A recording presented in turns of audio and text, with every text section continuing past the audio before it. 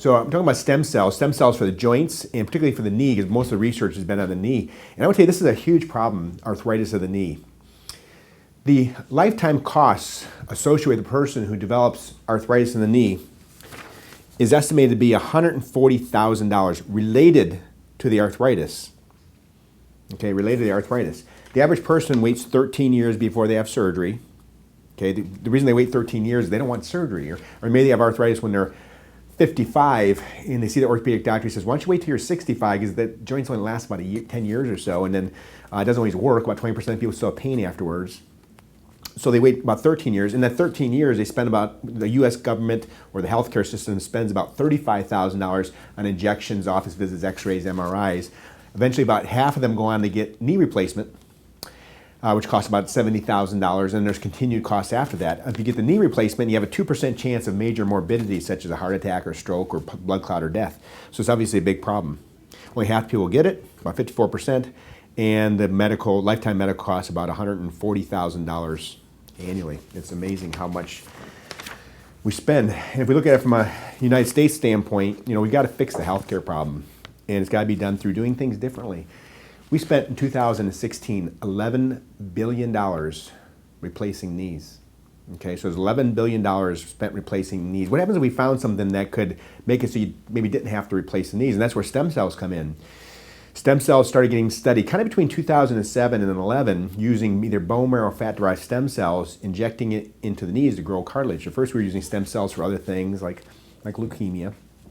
And then we started discovering that stem cells that we're using to treat leukemia could also treat other conditions. They started experimenting with using stem cells from the bone marrow and injecting it into the joints, and they were seeing positive results. And the inherent problem with bone marrow, there's not a whole lot of stem cells in there. It's kind of painful. Well, with plastic surgery, doing stem cells, or doing fat transfer to the face, some doctors started investigating what was happening. They wondered, why is it when we inject fat into the face, does the skin look better? They didn't know why. And they started doing biopsies, and they found that the fat that they transferred died. And mesenchymal stem cells, or preadipocytes that we did not know existed prior to that time, were replacing the fat cells one for one. And in fact, all the fat cells we transferred died, and every time a fat cell died, it would signal what's called a paracrine signal to grow a new fat cell. Take a baby fat cell and turn it into a new fat cell. And this brings in its own blood supply and its own activity. That's why the skin gets better after doing fat transfer. And now we've been doing stem cell facelifts, getting the face to kind of grow back. When they discovered this, it turns out another benefit of using fat for stem cells versus your bone marrow, other than it doesn't hurt as much, is we have abundant supply typically. And also, each teaspoon of fat has about 500 to 1,000 times more stem cells than a teaspoon of bone marrow. Okay? And this does away with the concern that we maybe can't get enough.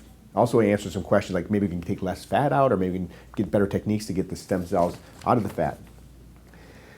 So one of the criticisms for stem cells has been, well, we don't know how long it's going to last. We don't know if it's going to work as good as a joint replacement. Well, a joint replacement, if you do a joint replacement, 20% of people have pain afterwards. They have no feeling in their knee, but they just have pain around with the implant sites. And they might have, 2% of them will have some major complications, such as heart attack, stroke, blood clot, even death, infection, other problems. And the knee joints only last so long. But the criticism has long been, well, we don't have enough proof. In fact, it's interesting, I read this paper, Stem Cell Injections in Knee Osteoarthritis, a Systematic Review, August 28th, 2017. One of the journals of sports medicine. This was made by a group of doctors that are interested in preserving the status quo, which is we continue to do injections, physical therapy, and knee replacements, which is well over $11 billion. $11 billion is just the knee replacements by themselves. And what they said in this article was that they reviewed the relevant literature. They pulled 64 articles, and they found that the articles all showed favor towards stem cells. The stem cells worked. They seem to last a long time. It worked in any kind of knee, bad, mild, severe. And they concluded, well, these articles had too much potential for bias. Some of them didn't use enough controls, some of them didn't use placebo, some of them didn't follow them long enough, some were too small studies, only 20 people, and we can't recommend stem cells because there's not enough information. Well, interestingly, I pulled the data, and there was about 2,500 reports for stem cells in the knee for arthritis, not 64, so I didn't really review it all. They can call it relevant, but I've reviewed the relevant literature as well. And this lack of controls and other things, they felt it was biased. Perhaps they are biased, saying we don't want you to take away something we're making a living off of. So let's look at the literature in terms of, is there really evidence? And I'm not going to show you all 2,500 articles. Long-term follow-up of intra-articular injection of autologous mesenchymal stem cells, fat-derived stem cells in the knee, ankle, and hip. And they followed people along for 30 months after implantation. All patients, there was only 18 in the study, had meaningful improvements long-term. Okay, there you go. Regeneration of knee cartilage in patients with fat-derived stem cells, a case series. 30 patients, done in another country in Korea, followed for 2 years, improvement.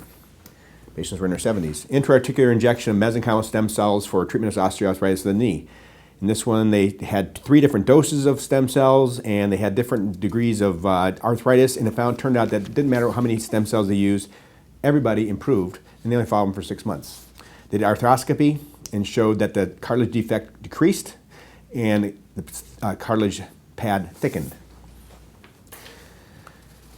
Intra-articular injections of mesenchymal stem cells for treatment of osteoarthritis on the knee, proof of concept trial, 3 different doses, low, medium, high dose, followed people for a year, worked every time. Okay, didn't matter what dose they used. Effective mesenchymal stem cells in treating patients with osteoarthritis knee, a meta-analysis, which is a summary of multiple analysis. They looked at studies including 565 patients, averaged, followed for up to 24 months, and they found extremely consistency. The patients they basically virtually all responded substantially, no adverse events, and their scores of them, there's a knee score you use to determine how bad the arthritis, they improved in every case. They said basically overall patient outcomes in osteoarthritis knee improved consistently at 12 and 24 months after treatment. Another meta-analysis. These are all done recently in the past year or so. 582. So this is, they looked at different studies. This was published in Korea. So this was a study. They looked at an analysis of the Asian literature. Asia is more advanced than we are in stem cells. And again, they saw mesenchymal stem cells have a treatment, are safe and effective, and is an alternate therapy for patients with knee arthritis, regardless of how bad it is. Here's a study that is published last year, 2015 rather. This was a study where they didn't do a meta-analysis, but it was a big study. It was 1,800 joints on 1,200 people, so some people had more than one joint injected. And they followed them for between 1 year and 4.5 years. And they found that 90% of the patients had more than 50% reduction in pain. These were all candidates for total joint replacement, and only 2% of them wound up getting surgery in the next 2 to 4 years. And it was interesting, this study was kind of done before we had some more advances in stem cells, which even makes it more than 90% get more than 50% improvement. But this is just basically just injecting fat-derived stem cells into the knee, let alone the new things that we're doing. 5-year study, the improvements in this case, it was kind of interesting. They said, well, they treated, patients had disease in both knees. And they just said, which knee is worse? We'll treat that one. And they did some measurements to make sure that really was the worst knee. And they'd inject it with stem cells. And they followed them for 5 years. And at the end of the 5 years, the treated knee still felt better than the untreated knee. The untreated knee got worse in 5 years. The treated knee got substantially better, but that improvement declined, but it never got down to baseline. At 5 years, they were still better, and it was still a less painful knee, even though it started out as a more painful knee. 5 years. There's another study, a 2-year follow-up. So this idea that there's not enough studies when there's 2,500 of them, that it's not long enough. 5-year study is pretty long. I have another one that's 7 years long. A lot of 2-year studies. We know that the stuff that's available right now, the viscous hyaluronic acid injections don't really work much. Steroids obviously degenerates the bones even more. And knee replacement is kind of an undesirable solution. The average person waits 13 years before they consider it. They put up with pain. They consume $35,000 in healthcare costs, waiting, and it consumes nationally about $11 billion. And we have people who want to keep the status quo, want it to stay the same. So this is a huge economic burden for the country. We can impact it, at least in our own community and the people we have influence over. Thank you very much.